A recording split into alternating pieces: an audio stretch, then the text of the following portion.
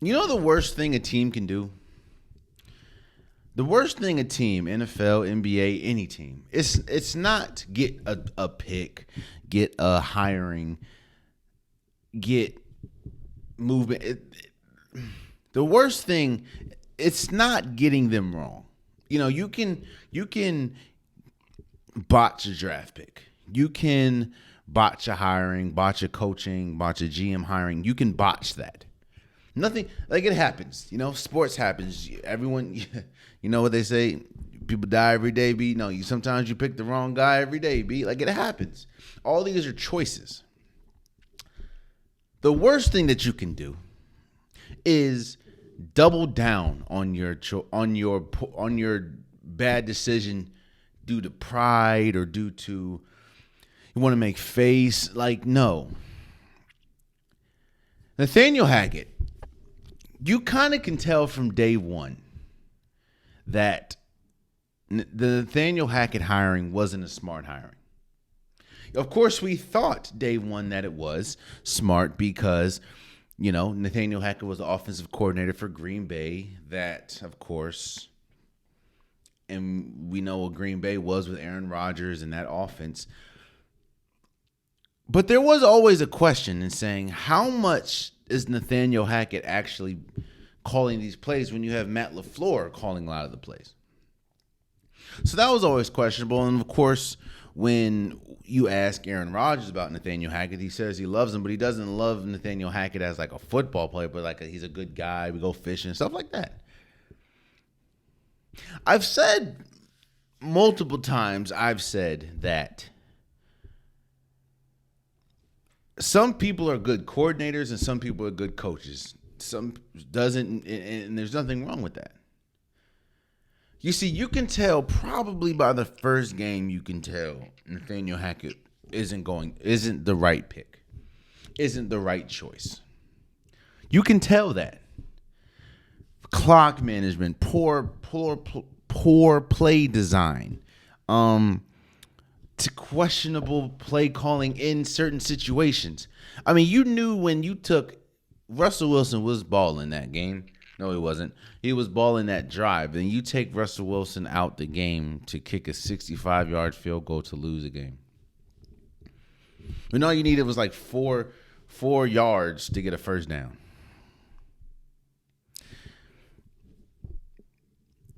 You can tell from day one, or game one, let's say game one, that Nathaniel Hackett was not the guy. Very easy, you can tell. But you can also tell that the Denver Broncos kept doubling down. Oh, it's going to take time. Oh, it's going to take time. Oh, this, oh, that. No, bro.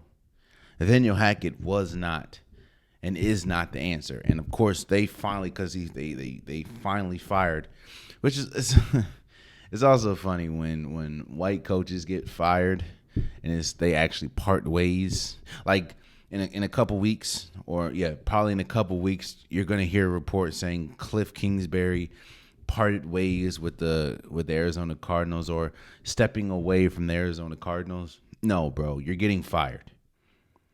Nathaniel Hackett got fired. He didn't part ways. They forced him to part ways, so he got fired. I don't ever hear nobody say black coaches part ways. They said Herm Edwards got fired. They didn't say he parted ways with Arizona State. Just saying. Does Nathaniel Hackett's firing solve all of the Denver Broncos problems? Hell no. I have been a Russell Wilson advocate, to say the least. A lot of the problems that the Denver Broncos have had this year is also on or needs to be at Russell Wilson's doorstep. Russell Wilson has been horrible this year. Like there's not he had one good game maybe. You see, it's hard to overcome bad coaching. Because bad coaching is always going to rear its ugly head when the time comes for coaching to be important. But you have to do your best to rise above it. And I may have been wrong about Russell Wilson. I was one of those people that thought that you can put Russell Wilson anywhere and they'll succeed. Hell, a lot of people thought that because a lot of people had Denver Broncos at least in Super Bowl contention because of Russell Wilson. I thought Russell Wilson was good enough to take his talents on any team and the team automatically get better. I saw what he was working with in Seattle as far as the offensive line, as far as the defense, as far as his running game constantly being hurt, as far as sometimes not having, adequate wide receiver help outside of Tyler Lockett, who was consistent. I saw what he was working with Seattle, and he found success. So I thought he can take that and put it anywhere, especially a team, even though the offensive line wasn't that good, especially a team that has, Cortland Sutton, that has Jaron Jeudy, that has Williams as the running back, that had Melvin Gordon, that had the defense that they had. I thought this team was going to be incredible because you bring a talent like Russell Wilson over and to a team that are just kind of like the Colts. It's just a quarterback away and they'll be good. No. I was wrong or at least Russell Wilson so far has proven me wrong. Well, yes, Nathaniel Hackett plays a huge part in why or in how bad the Denver Broncos have been. Russell Wilson plays. This defense is still, even though they did give up 51 points, this defense is still incredible. Patrick Surtain. This defense is incredible. But the offense has been terrible this entire year. And a lot of that is Russell Wilson. Russell Wilson came into a situation and came into an organization having this I'm the man complex. And hey, I'm not the one that said this. This is multiple reports that have said this. That Russell Wilson came in on this, came in on the high horse, has his own office, isolates himself from his teammates. You can't do that you can't do that, period, especially when you're new to an organization.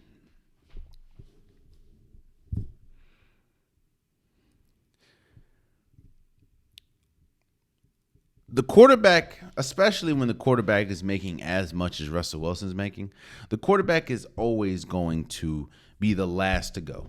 And the coach is always going to be the first. But I will say this. The Denver Broncos has new ownership. Meaning they're not tied to any of these people because they didn't make any of the decisions. So while Nathaniel Hackett was first to go, if things don't turn around next year, I'm not saying this year is over with. If things don't turn around, trust and believe that ownership group will find a way to get Russell Wilson off that team. I know right now it's like $111 or something like that $1 million in dead cap money. Put money. If Russell Wilson doesn't change or this team doesn't get better next year, it's gone for Russell Wilson. And that's another thing. I keep hearing Sean Payton's name come up, which I think Sean Payton would be a good option, but why would Sean Payton want to take the Denver Broncos position or head coaching position? New ownership, So pretty much unproven ownership. You don't know what's going to be with the GM.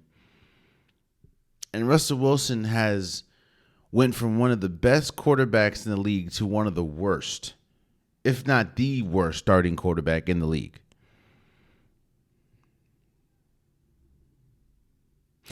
Why would anybody want to take that position?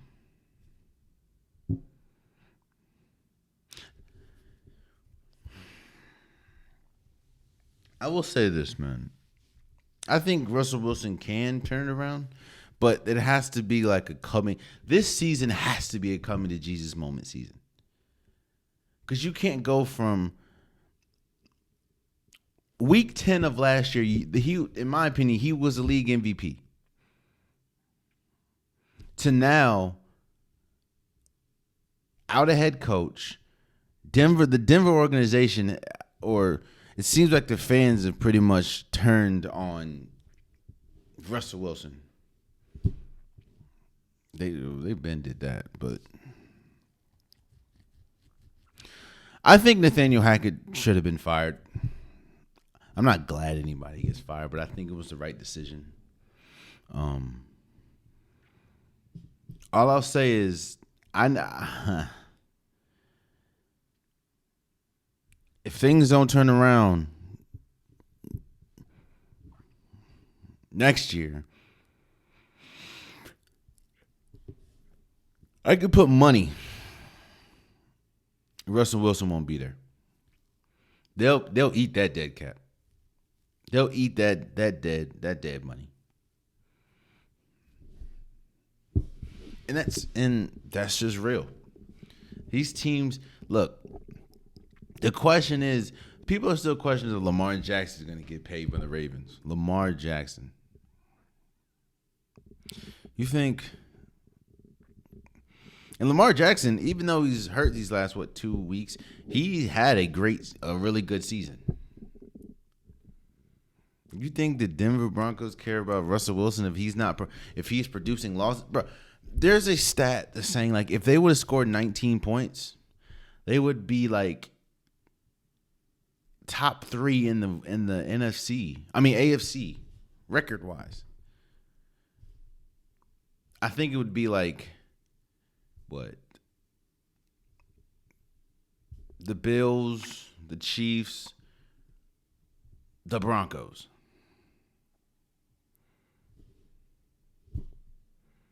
But they find themselves currently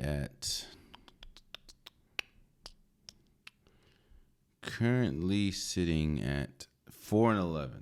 Oh, man, you stayed to the end of the video. I appreciate you. If you like what you saw, be sure to hit that subscribe button so you'll never miss any content from your boy.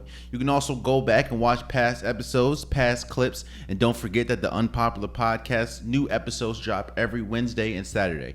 Appreciate you.